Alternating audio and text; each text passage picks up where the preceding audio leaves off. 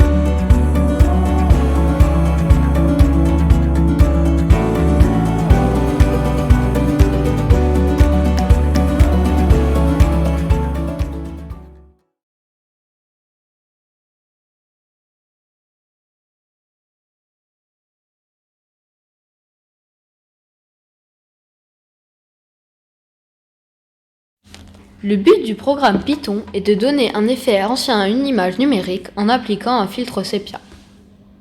Étape 1. On récupère l'image numérique. Étape 2. On crée une variable dans laquelle on stocke cette image. Étape 3. On crée deux autres variables, largeur et hauteur, dans lesquelles on stocke le nombre de pixels de l'image en largeur et en hauteur.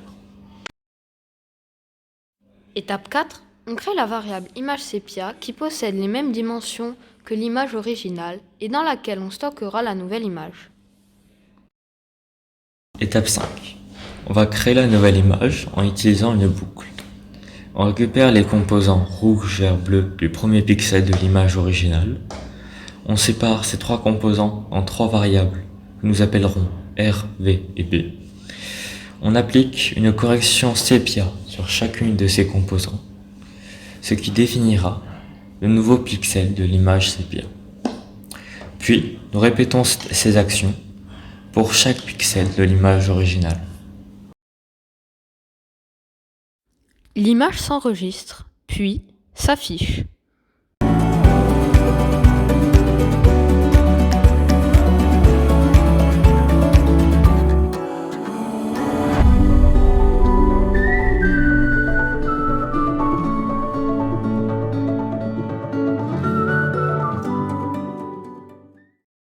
En conclusion, notre problématique était pour notre escape game d'avoir des images authentiques qui donnaient un effet ancien.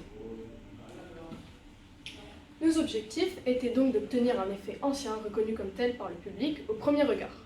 Les photographies devaient avoir une couleur sépia et devaient pouvoir s'intégrer dans l'escape game en format portrait ou paysage.